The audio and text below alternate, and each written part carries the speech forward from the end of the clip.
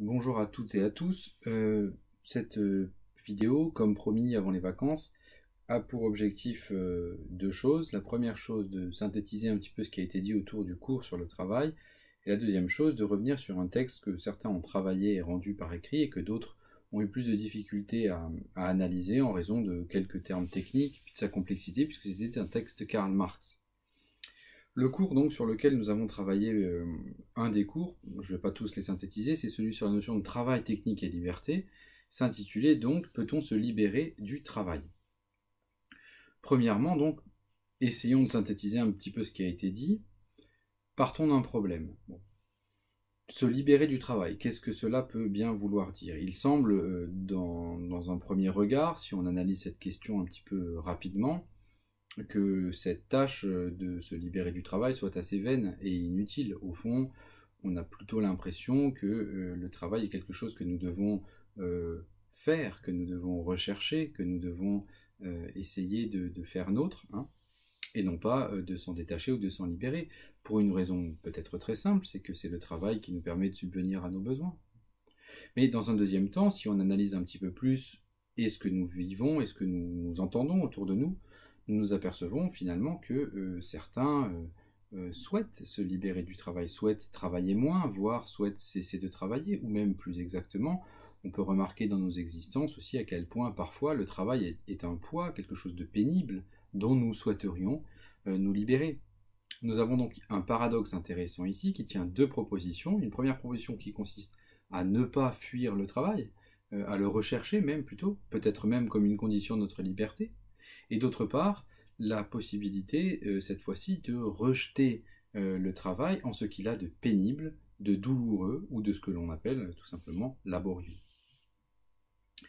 Nous avons donc vu trois points dans ce cours. Le premier point portait sur le caractère nécessaire du travail. Et c'est sur ce premier point que je vais dire quelque chose maintenant.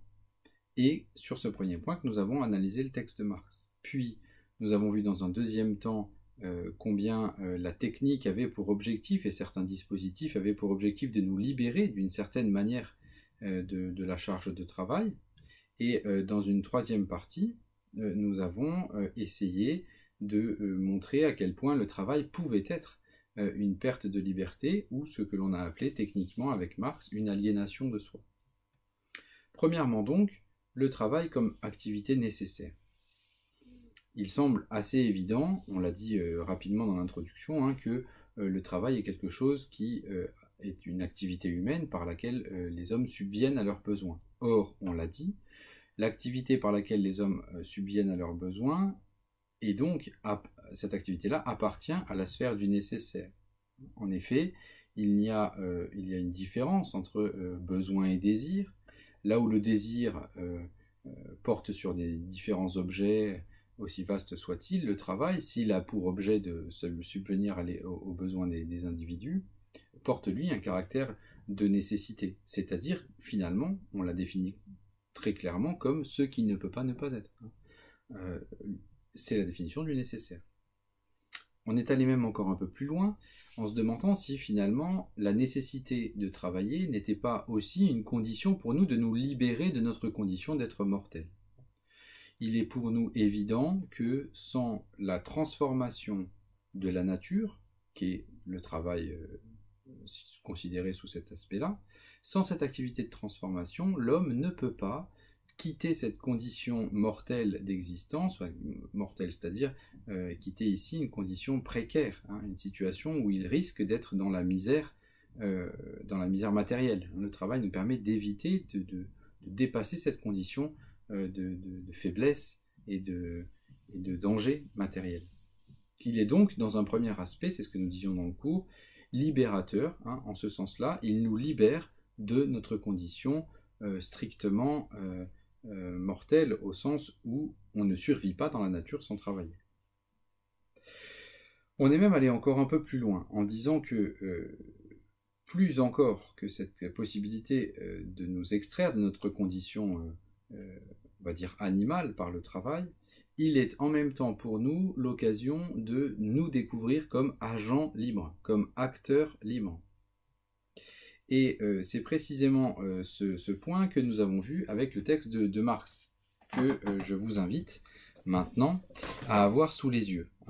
C'est un texte que je vous avais photocopié avec une petite image d'abeille dans un coin pour les terminales générales. Je vais le lire pour que vous l'ayez en tête, lisez-le en même temps. Le travail est de prime abord un acte qui se passe entre l'homme et la nature. L'homme y joue lui-même vis-à-vis de la nature le rôle d'une puissance naturelle. Les forces dont son corps est doué, bras et jambes, tête et mains, il les met en mouvement afin de s'assimiler des matières en leur donnant une forme utile à sa vie. En même temps qu'il agit par ce mouvement sur la nature extérieure et la modifie, il modifie sa propre nature et développe les facultés qui y sommeillent.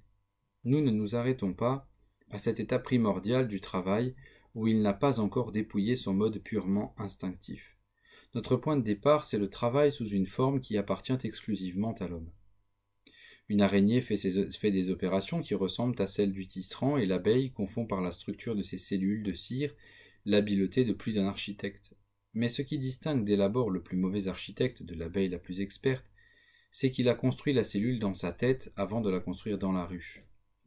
Le résultat auquel le travail aboutit préexiste idéalement dans l'imagination du travailleur. Ce n'est pas qu'il opère seulement un changement de forme dans les matières naturelles, il y réalise du même coup son propre but dont il a conscience, qui détermine comme loi son mode d'action et auquel il doit subordonner sa volonté. Karl Marx, Le Capital. Alors, ce texte semble effectivement, à la première lecture, assez compliqué. On l'avait un petit peu analysé en cours. Revenons sur ce qu'il faut faire dans l'explication de texte maintenant. Vous avez lu un texte une première fois, vous avez repéré le thème du texte, c'est-à-dire de quoi ça parle. De quoi parle le texte que vous avez sous les yeux. Or là, manifestement, il est bien question du travail. Certains même ont précisé dans leur copie, il s'agit dans ce texte de distinguer le travail humain du travail animal. Tout à fait juste, un peu plus précis que simplement la notion de travail, tout à fait juste. Une fois que vous avez repéré le thème, vous devez repérer la thèse, c'est-à-dire ce que l'auteur défend, ce que l'auteur soutient, et qui n'est pas nécessairement évident. En l'occurrence, ici, que le travail humain, le travail de l'homme, est une activité par laquelle l'homme se découvre libre, ce qui n'est pas évident. Une fois que vous avez analysé et découvert le thème, la thèse de l'auteur, il s'agit dans un troisième temps de repérer le plan de l'argumentation. Là, je vous montre sur le texte parce que le découpage est ici bien fait sur cette copie, je ne sais pas si on le voit bien, voilà. Notre point de départ. On a une première partie qui va du début jusqu'à instinctif, partie dans laquelle nous est présenté le travail en général, l'activité qu'est le travail, sans forcément entrer dans une distinction entre travail humain et travail animal. Il s'agit du travail, évidemment du travail humain en premier lieu, mais d'une définition assez générale. Dès lors que vous lisez au milieu du texte, notre point de départ c'est le travail sous une forme qui appartient exclusivement à l'homme, apparaît un autre point dans l'argumentation. Ce qui va intéresser Karl Marx ici, c'est la distinction entre le travail humain et le travail animal. Et de cette comparaison entre les deux va naître ce qui définit proprement le travail humain. C'est-à-dire non plus le travail en général, cette activité transformatrice de la nature, mais le travail en ce qu'il est particulièrement et proprement humain. On a donc deux parties dans ce texte. Une fois que vous avez repéré ces éléments-là, il s'agit de repérer ensuite les termes importants. Je le fais rapidement en lisant les phrases pour vous montrer comment il faudra analyser ces termes-là. Le travail est de prime abord un acte qui se passe entre l'homme et la nature. L'homme y joue lui-même vis-à-vis de la nature le rôle d'une puissance naturelle. Bon. Vous voyez que dès les deux premières lignes est extrêmement présent le terme de nature. On a nature une fois à la ligne 1, à la ligne 2 et puissance naturelle. Bien. Vous voyez donc ici que cette définition du travail qui commence dans cette première partie est définie par rapport, le travail ici est défini par rapport à la nature, c'est-à-dire il est pensé comme une activité transformatrice de la nature. D'ailleurs, cette définition-là sera reprise avant d'être complétée à la fin du texte, 3 lignes avant la fin. Ce n'est pas qu'il opère seulement un changement de forme dans les matières naturelles. Ce qui est dit dans la première partie, c'est que le travail opère un changement de forme dans les matières naturelles. Ce qui sera dit dans la deuxième partie, c'est que le travail humain n'opère pas seulement cette transformation dans les matières naturelles. Il est très important de repérer cette distinction, pour une raison très simple. C'est que regardez ce que dit la suite de la première partie. L'homme est doué de force, force qui lui vient de son corps, bras et jambes, tête et mains. Et tout cela, il les met en mouvement. Maintenant, regardez. Corps, bras, jambes, tête, mains. Physique, force physique. Force naturelle, c'est-à-dire force physique. Si vous vous replacez dans la deuxième partie, regardez les termes qui apparaissent ici, quand on regarde 5 lignes avant la fin, l'architecte construit la cellule dans sa tête avant de la construire dans la ruche. Le résultat auquel aboutit le travail préexiste idéalement dans l'imagination du travailleur. La tête, ici la pensée, l'imagination du travailleur, ces thèmes de la deuxième partie, s'opposent à la simple matérialité du travail dans la première partie, bras, jambes, tête, main, le corps, ici. Il est d'ailleurs intéressant de remarquer que le mot tête qui est dans la première partie n'a pas tout à fait la même chose à voir avec le mot tête dans la deuxième partie. Ici, il est peut-être plus question de sa capacité imaginative et pas tellement de sa capacité à produire quelque chose. Voilà ce qu'indique ensuite la première partie. En même temps qu'il agit par ce mouvement sur la nature extérieure et la modifie, il modifie sa propre nature et développe des facultés qui y sommeillent. Bien. Si vous regardez la ligne qui suit, vous remarquerez ensuite que tout ce travail dont il est question ici est au fond résumé par l'expression mode purement instinctif. Il y a donc dans la nécessité du travail quelque chose qui relève de la nécessité de l'instinct. Cet instinct qui est présent et auquel on peut faire référence ici, peut être tout simplement l'instinct de survie, c'est-à-dire le travail étant l'activité qui nous permet, on l'a déjà dit dans le cours, de survivre dans une nature pas nécessairement agréable, voire même carrément hostile. La deuxième partie indique une très nette modification de ce propos. Non pas pour le nier, c'est pour ça que les textes ne sont pas divisés en parties qui s'opposent point barre nécessairement, ou une partie dirait le contraire de la deuxième, ce qui serait assez étonnant. Il s'agit simplement dans la deuxième partie d'apporter le complément décisif, mais c'est un complément décisif. Le point de départ, dit Marx ici, c'est le travail humain, c'est-à-dire le travail, non pas le travail en tant qu'il ressemble au travail de l'animal, purement instinctif, mais le travail en tant qu'il révèle à l'homme les capacités qui sommeillaient en lui, à savoir en fait ses capacités intellectuelles. Plus que ses capacités intellectuelles encore, ce que l'on va découvrir à la fin, au fond, sa propre liberté. C'est comme ça qu'il faut comprendre la fin du texte.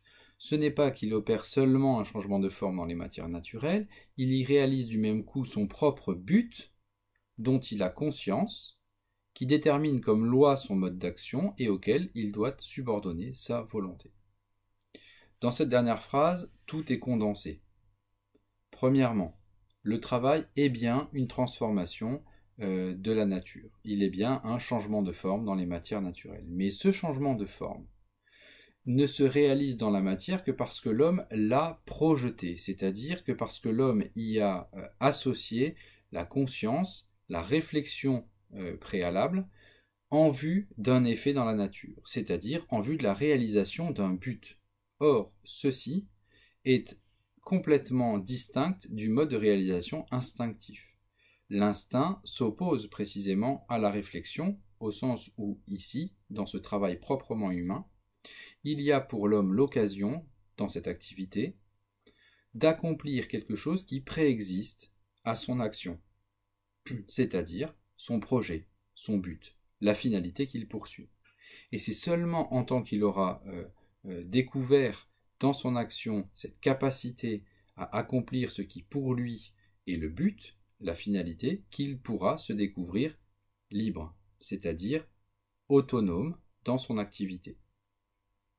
Il subordonnera ainsi sa volonté à la loi qu'il aura projetée, et c'est ceci qui va caractériser proprement le travail humain. Voilà en quoi le travail humain est libérateur. J'espère que ces quelques indications vous aident un peu plus à relire ce texte et à vous entraîner un petit peu, même si vous ne l'avez pas rendu par écrit. La suite du cours est très simple. Il s'agit de dire que maintenant qu'on a insisté lourdement sur le fait que le travail est une activité qui permet à l'homme de prendre conscience de ses facultés, reste à se demander à ce moment-là pourquoi est-ce que nous avons, par exemple, dans le progrès technique, essayé de soulager l'homme du travail. C'est ce point du cours sur lequel nous avons un petit peu insisté. L'essor de la technique a précisément pour but de libérer l'homme d'une certaine pénibilité, mais plus encore que cela. C'est donc ce que nous avons vu dans un deuxième temps autour des promesses de la technique. Rappelez-vous, si vous relisez en même temps le cours, ce que l'on disait du rêve d'Aristote, présent dans les Politiques 1.4, où il disait si donc il était possible pour chaque instrument, parce qu'il en aurait reçu l'ordre, ou par simple pressentiment de mener à bien son œuvre propre, c'est-à-dire au fond si chaque instrument, si chaque machine poursuivait par elle-même son propre objectif, si de même, dit Aristote, les navettes tissaient d'elles-mêmes, c'est-à-dire si les machines à tisser fonctionnaient automatiquement, alors les ingénieurs n'auraient plus besoin d'exécutants ni les maîtres d'esclaves. Au fond, promesse de la technique, idéalisée peut-être, se libérer du travail. On voit bien dans un premier temps que ceci n'a pas tout à fait fonctionné. La question qui nous intéresse, c'est de nous demander pour quelles raisons ceci n'a pas fonctionné. Et pour quelles raisons aussi le travail rendu technique, le travail mécanisé, n'a pas été pour l'homme l'occasion d'un gain de liberté, mais au contraire d'une perte de liberté. Et c'est le troisième point du cours, correspond en fait au petit 4 du cours, qui consiste à revenir sur cette thèse de l'aliénation de soi, c'est-à-dire de la capacité pour l'homme à, en quelque sorte, s'adapter au travail de la machine et non plus adapter l'instrument technique à son propre but, à sa propre finalité. Pour ce point, je vous invite à relire maintenant le texte que je vous avais distribué, le texte 4, qui est en fait le pendant au texte de Marx qu'on vient de lire, autour de la dépossession du travail. Vous avez dans l'ébauche d'une critique de l'économie politique ces points, avec cette comparaison que l'on avait faite déjà, entre un travail qui serait extérieur à l'ouvrier et un travail dont l'essence est d'être intérieur à celui qui travaille. Cette opposition, finalement, elle est assez simple. Si l'on reprend le texte que l'on a analysé tout à l'heure, on s'aperçoit que le travail est l'activité par laquelle l'homme prend conscience, c'est-à-dire se trouve face à la matière en train de réaliser quelque chose qui, en fait, prend sa racine dans son intériorité, sa conscience et sa volonté, c'est-à-dire sa réflexion en même temps que sa liberté. C'est tout ceci qui est dans l'activité de travail. Or, dit Marx dans ce texte de l'ébauche, ce deuxième texte que je vous invite à voir, l'ébauche d'une critique de l'économie politique, dans ce texte 4, vous verrez, relisez-le, et vous verrez à quel point l'analyse que fait Marx dans ce cas précis du travail mécanisé, de l'industrie, de l'usine, fait perdre cette intériorité-là présente dans tout travail. Elle en fait une activité extérieure à l'ouvrier, dans laquelle, rappelez-vous aussi ce que l'on disait sur l'expérience de Simone Veil à l'usine, dans laquelle il n'y a aucune possibilité de penser, aucune possibilité d'imaginer, aucune possibilité de se projeter, c'est-à-dire de trouver une finalité à l'activité qu'on est en train de faire. Et ceci est fondamental pour comprendre la véritable nature du travail pour Marx et son dévoiement, sa critique, le moment où le travail dévie vers autre chose qui est une activité aliénante. Aliénante pour deux raisons, précisément parce que l'ouvrier ne s'appartient plus lui-même lorsqu'il travaille, il a vendu en quelque sorte sa force de travail à son employeur, et en même temps extérieur à l'ouvrier lui-même, puisque l'ouvrier ne peut pas se reconnaître dans l'objet qu'il produit. Cet objet est extérieur à lui, il ne lui appartient pas, il ne s'y reconnaît pas.